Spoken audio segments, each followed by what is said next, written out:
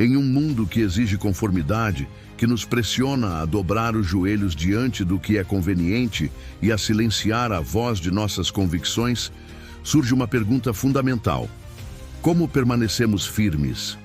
Em meio ao ruído das expectativas e ao medo do isolamento, a história nos oferece um manual, um guia forjado no coração do império mais poderoso da Terra.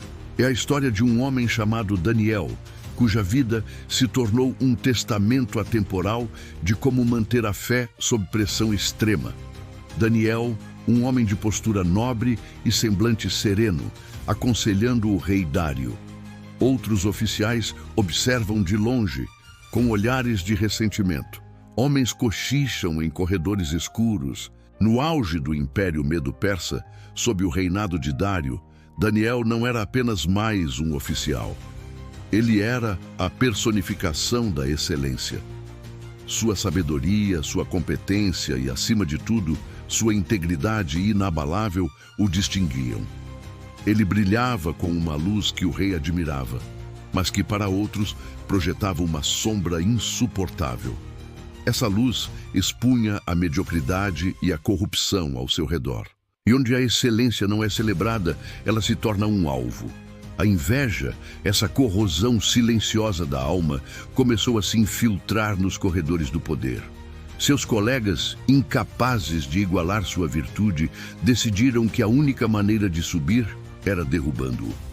Eles procuraram uma falha, uma mancha em seu caráter, mas não encontraram nenhuma. Sua vida era um livro aberto, e cada página revelava apenas lealdade e retidão. Foi então que perceberam: para destruir Daniel, teriam que usar sua maior força contra ele. A armadilha foi arquitetada com uma genialidade perversa. Sabendo da devoção de Daniel a seu Deus, os conspiradores elaboraram um plano diabólico disfarçado de lealdade ao rei.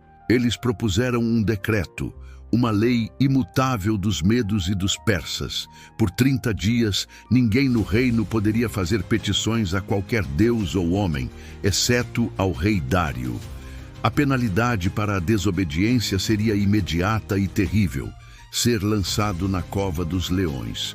Para o rei, parecia um gesto de adulação e unidade nacional. Para os conspiradores, era o mecanismo perfeito de uma sentença de morte. A lei não foi criada para proteger o rei, mas para aprisionar um homem bom. A isca estava posta, e a fidelidade de Daniel era o caminho que o levaria diretamente a ela. Quando a notícia do decreto chegou a Daniel, não houve pânico, não houve hesitação. A lei do rei era temporária, mas sua conexão com o divino era eterna. Ele não alterou sua rotina, não procurou um lugar secreto para orar, nem sussurrou suas preces com medo. Como sempre fizera, ele foi para seu quarto, abriu as janelas que davam para Jerusalém e 3 vezes ao dia se ajoelhou para orar e agradecer. Este não era um ato de desafio público ou exibicionismo. Era um ato de convicção inegociável. Sua oração não era uma opção a ser suspensa por conveniência política. Era a fonte de sua força, o ar que sua alma respirava. Para Daniel, fechar as janelas seria fechar a porta para sua própria identidade. E ele preferia enfrentar os leões a viver como uma sombra de si mesmo. Os inimigos de Daniel não perderam tempo. Encontraram-no em seu ato de fidelidade e o levaram perante o rei. O triunfo deles foi a agonia de Dário. O monarca, que tanto estimava Daniel, percebeu tarde demais que havia sido manipulado. Sua própria vaidade o tornara cúmplice na condenação do homem mais justo de seu reino. Preso por sua própria lei imutável, o rei ordenou com o coração pesado que a sentença fosse cumprida. Enquanto Daniel era lançado na escuridão da cova, em meio ao rugido faminto das feras, sua calma contrastava com o desespero do rei. Dário passou a noite em jejum e insônia, atormentado pela culpa. Daniel, por sua vez, estava na presença de seu Deus. Ele foi entregue aos leões, mas não estava desamparado. Ele estava exatamente onde sua fé o havia colocado, nas mãos do protetor.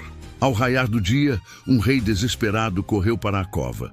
Sua voz, trêmula de medo e esperança, clamou na escuridão: Daniel, servo do Deus vivo, o seu Deus, a quem você serve continuamente, pôde livrá-lo dos leões? E da profundeza, uma voz respondeu, calma e forte. Daniel estava vivo.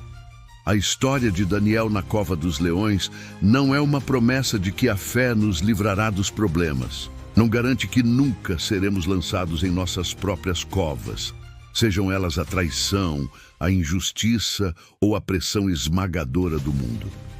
A verdadeira lição, a lição triunfante, é que a fé nos sustenta através dos problemas. É a certeza de que, mesmo na escuridão mais profunda, não estamos sozinhos. A integridade de Daniel o levou à cova, mas foi sua fé que o tirou de lá, ileso. Hoje, somos chamados a cultivar essa mesma coragem. Siga a Bíblia em um todo para mais vídeos.